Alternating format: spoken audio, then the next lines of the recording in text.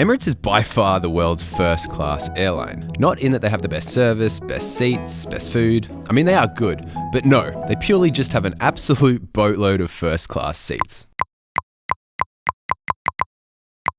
So today we're trying something I never thought I'd say, Emirates First Class, from Singapore to Melbourne. It's the 777, so there's no showers. But does it live up to the hype? Is it really that much better than business class? And why are most airlines ditching first class? Let's get into all of that and much, much more.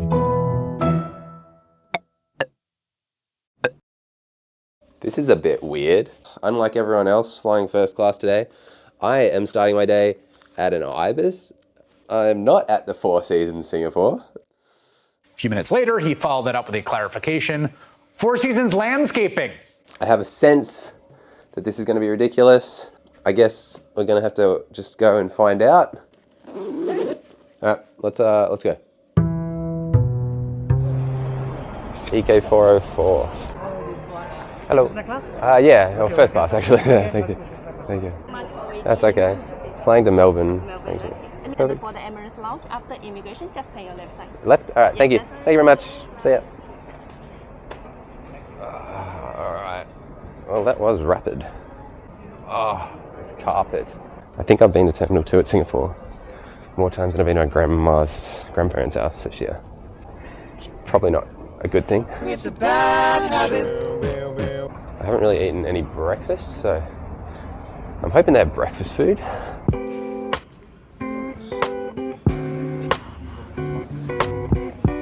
It's got like a decent hotel breakfast, but the eggs are particularly good. Is this not the most ridiculous pastry you've ever seen?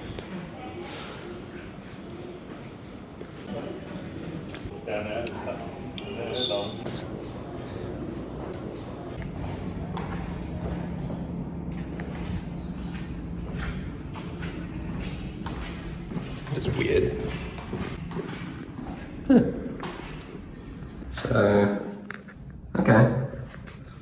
We've got shower rooms you can just kind of use. The Qatar ones, you gotta like see someone and say, I can have a shower. And they clean them thoroughly in between. Whereas here, I guess they must clean them in between, but there's just some towels here for you.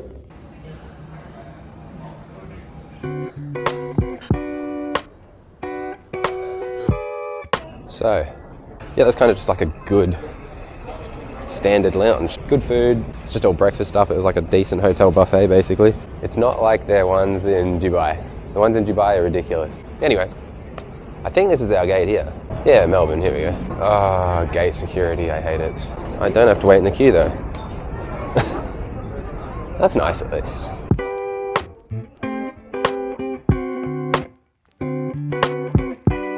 Is that where you put things? Ah, I see, okay. This is truly ludicrous. There's almost too much to look at, too much to discover. I'm starting with just the date though. The first two things of note, there's no overhead bins, so your bags just kind of sit at the end of your seat here underneath the TV. And they give you pajamas, slippers, and a tote bag, even on a day flight, which is nice. But then again, this is first class, so it is nice. I'm gonna nap for the first hour or two. I kind of like this. Oh, they've got pockets and everything. These are really, really nice.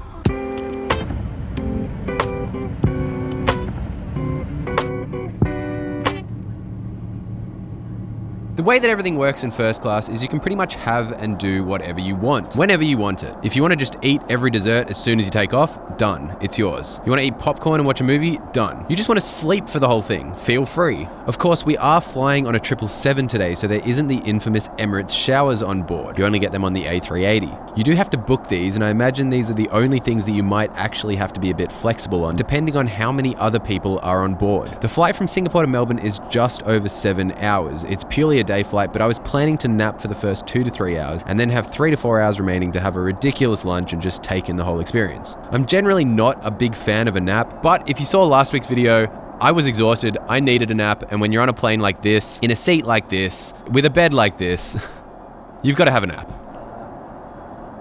This is well and truly the best bed I've ever had in the sky, ever. Basically like a single bed.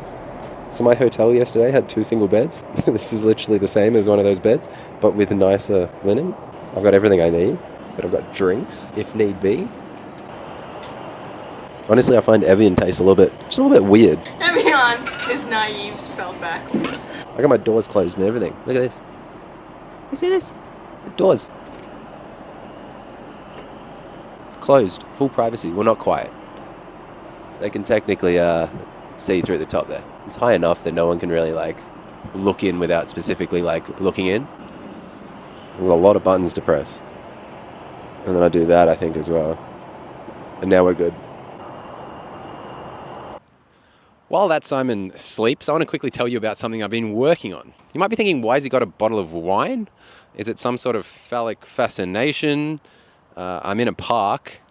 Am I finally starting my day drinking in a park phase? No. I'm here to tell you about the Flight Formula Wine Tracker. Now, some of you may know that about a year ago, I set up a page on the Flight Formula website that found the best deals on the Qantas Wines website. In short, Qantas sells wine. Sometimes they offer pretty ridiculous frequent flyer bonus points deals if you buy their wine. Sometimes it can just be a ridiculously cheap way to get frequent flyer points. I guess with some free wine thrown in on the side, this being one of them that I've purchased in the past. I'm really not in the right tax bracket to own a 2011 Shiraz otherwise. Anyway, I've finally finished working on Wine Tracker Plus. This is a paid version of the website that gives you better filtering, email alerts, SMS alerts, and more. If this sounds like something that you'd want to subscribe to, I'll put a link down below in the description. Otherwise, if not, no stress. The free version of the website will be exactly the same. As always, these videos will keep on coming. But if you want to support me, if you want to support this, the option's there. It's down below, just a few clicks away. Anyway, let's get back to Sleepy Simon. I think he's about to wake up. Rise and shine. Well, I kind of just want to sleep now for the whole thing, but I got a whole menu to try, baby. Yeah, this bed is incredible. It's just basically like a full-blown single bed. You do kind of have a footwell. There's not actually like an ottoman or anything down there, so it is a bit, your feet kind of hang off a little bit. It's weird having your luggage down there because they don't have any overhead bins. I thought they had a cupboard or something where you put your things, but no, you just stick them down there. Again, it's a small thing. It's a first class seat. There's tons of space. The bed is just humongous. There is a humongous pillow. They've got a decent mattress pad. And it's like a full-blown doona. This is full-blown hotel bedding. I did get very hot though. I think if I was to do this again, shorts and a t-shirt, this would be far and away one of the best night's sleep you can get in the sky. Sorry. Very happy customer, even though I barely paid anything. We'll get to that at the end. That snack basket has been looking at me funny.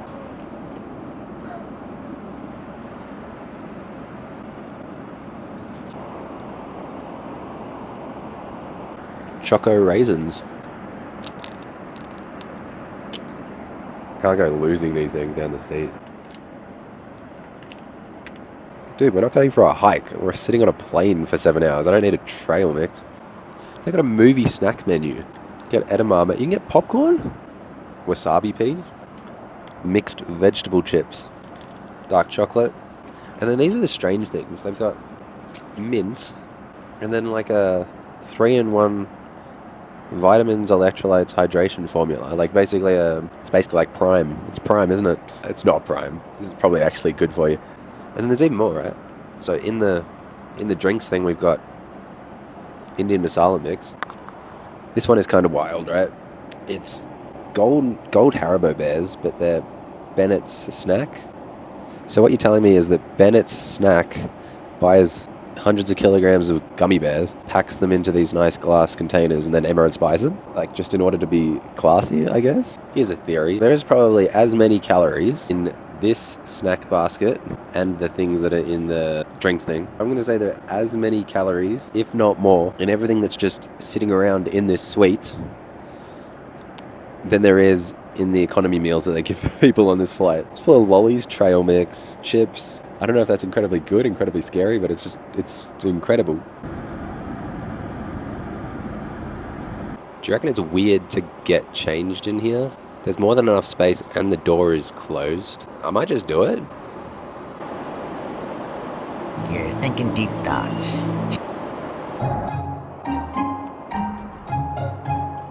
Spicy prawn pineapple syrup thing. It's like sweet chili. I don't know. We got cantaloupe. It's interesting. Oh, wow. So can you tell me what's the process usually? So usually Put a little bit of that on. I'll try a bunch of things. Alright, thanks. So I'm an absolute novice here. Never done caviar before, clearly. I've had caviar on things, I think, but never been presented with whatever like this is. What do we think? $80 worth of caviar? $100 worth of caviar? I don't know. I guess let's go. let's go. I guess. I guess we just go in, don't we? I'm kind of like, what if I don't like it? You basically just taste all the toppings with a very subtle, kind of fishy flavour. It's more like the ocean, if anything. I'm gonna bring out the whole ocean. Let me just wash that down with some champagne. I don't like champagne. I don't like wine in general. I just feel like when they present you with a 2013 Dom Perignon, you have to try it, right? And also, if you drink something enough, you'll like it. So it's not bad. I just don't get the hype. I wouldn't get it at a restaurant. I'd probably get it again if I was flying first class and it was free, but there's no way I'm paying like $100 for this. I forgot the lemon. Somebody throw me back into economy just for doing that. There's a mistake. We're not first class. We're economy people. Next course, baby. So the meze has arrived. From my time in the Qatar first class lounge, the most ridiculous sentence you can say, I've learned that there's hot meze and cold meze. And I think this might be a combination of both, honestly. I'll run you through what they gave me, what he just gave me. We've got tabbouleh. We've got this plate. Yeah, the things on the left there are hot. And then we've got hummus. What's it? The one starting with M. And then the other one starting with something else. I didn't really read what it said on the actual menu, but this is actually like a double. You get both. You get the hot and the cold meze. More calories, the better, eh? That's a very nice hummus. This is the what is it? Muhammara, mutabel, tahini, fattoush, stuffed vine leaves, falafel, vegetable kibbeh, and Arabic bread. A lot going on. Yeah, this is the I've already forgotten it. That lemon had way too many seeds in it. We've just got hunks of carrot. Whoops. Bit weird. Just like a hunk of cauliflower. It's cauliflower. Literally not seasoned, just cooked. Cold. Thank you very much. Kind of looks very simple compared to the rest of the things we've seen so far. How's the flavour? That's what really matters, right? The prawns are like perfectly done. Got a tiny touch of spice, but nothing like crazy. That's just prawns marinated in a traditional Emirati spice blend served on fragrant rice. It is fragrant. Understated after the caviar and the meze. Very nice flavours. All come together well. Also got a Diet Pepsi. They're a Pepsi family here at Emirates. I've finished my water, right?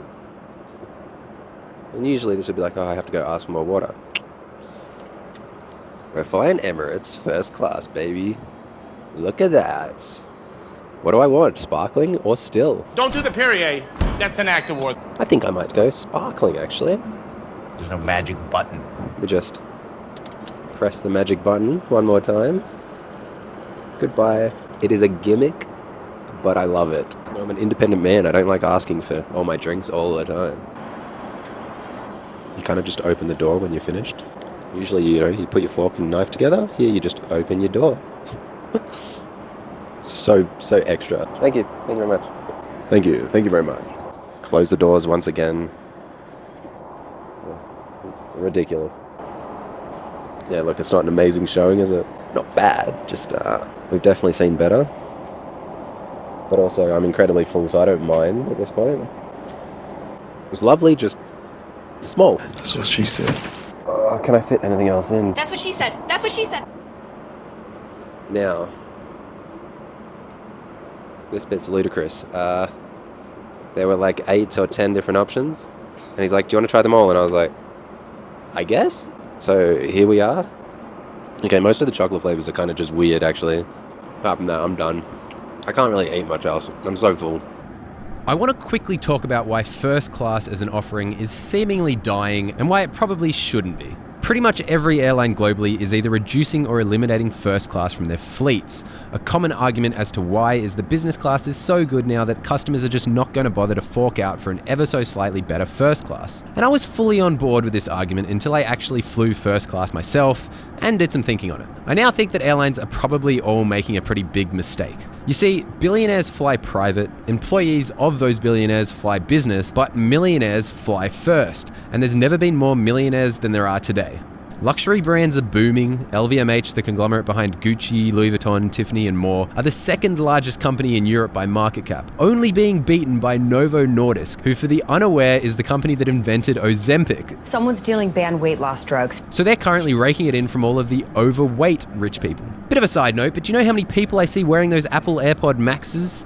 The $900 headphones? Honestly, not that many, but a surprising amount considering that they are $900 headphones. Long story short, there's more rich people than ever, they're all spending their money, so why aren't they booking first class seats? I think it all comes down to airlines not being bold enough and issues in how they market their first class offerings on a whole. Let's talk marketing quickly. When products or services lose their uniqueness and become undifferentiated, they quickly turn into commodities, leading to a relentless race to the bottom on pricing. This is exactly what's been happening with economy class since the beginning of flight, really. Over time, they've all practically become the same seat, it reclines a bit, there's edible food, a screen with a bunch of movies. But it's, regular heaven, economy class. Most travelers are simply looking for the cheapest option, or something close to it. Of course, you guys are more than welcome to argue this, I get it, we're all plain nerds.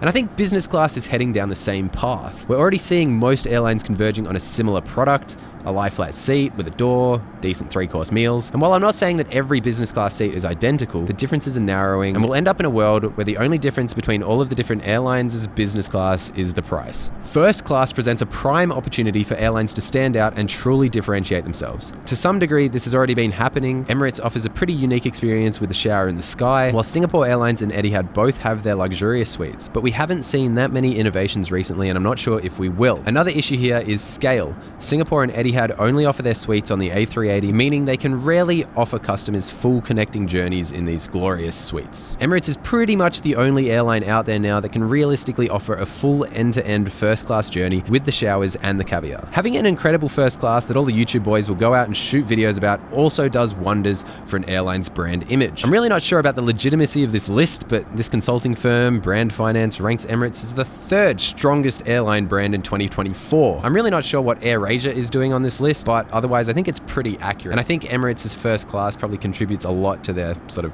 brand value. I think airlines are really just missing out on a large chunk of the profitable rich person market by not investing properly in first class. I don't want money. It can truly be a step above business class, and as business class becomes more commoditized, the opportunity to really differentiate an airline's brand will become more and more relevant. Of course, I don't work at an airline. I'm not the one counting the beans, just a dude with an opinion. Thanks for coming to my TED Talk. Now back to our regularly scheduled programming.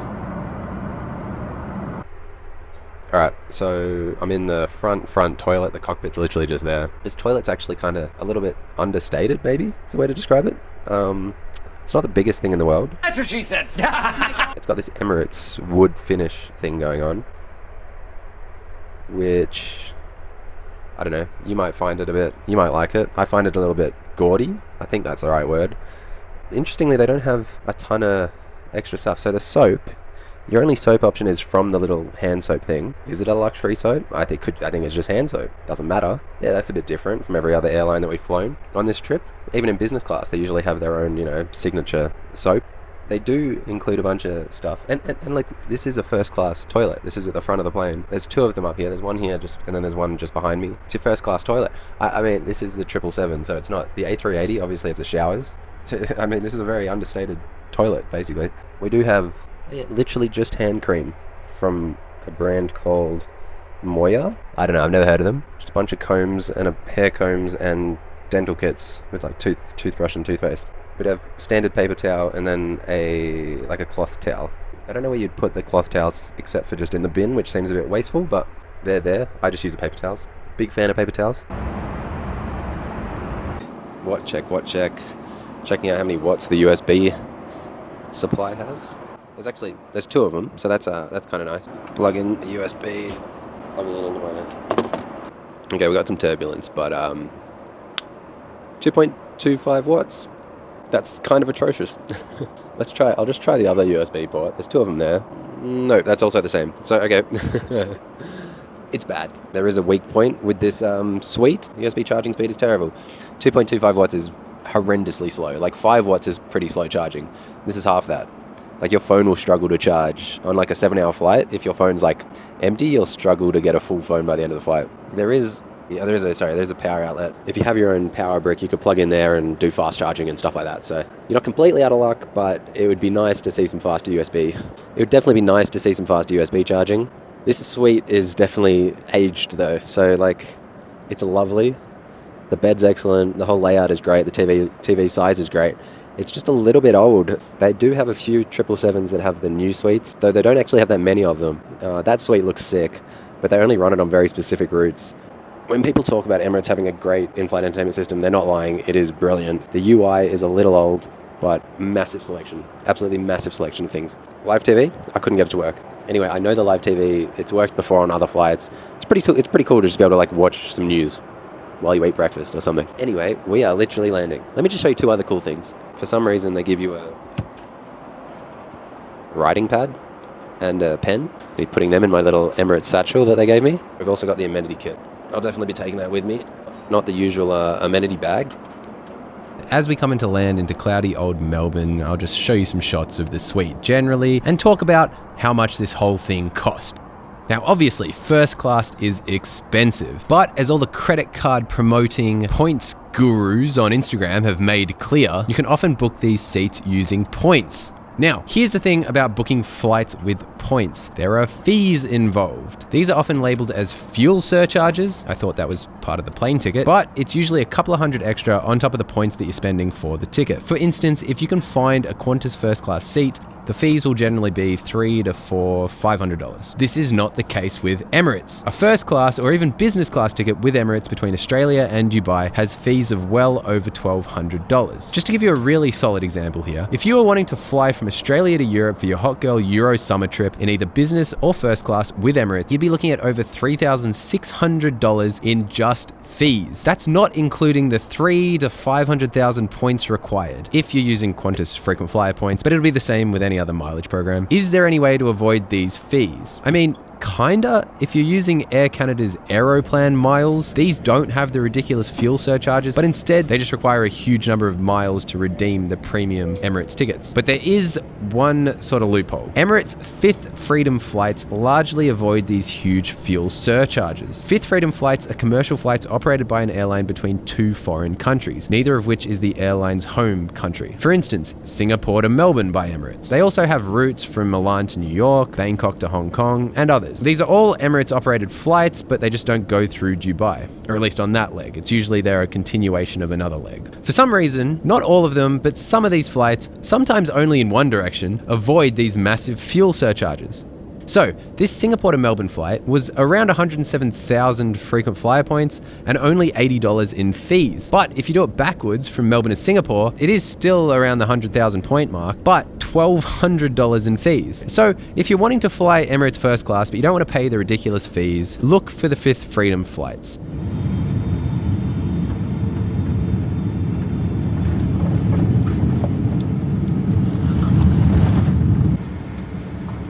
Ladies and gentlemen, welcome to Melbourne International Airport. I hope you all enjoyed that video. Go and check out flightformula.com. Go subscribe to the Wine Tracker Plus tool. Or don't. You've got full autonomy over your life. I'm just trying to influence you. Weird. Anyway, I'll see you all in the next one. Bye. These are some classic pop and dance tracks that are definitely worth collecting. Way better than collecting frequent flyer miles or credit card points. Come on, you're becoming a virtual hoarder. Just let it go.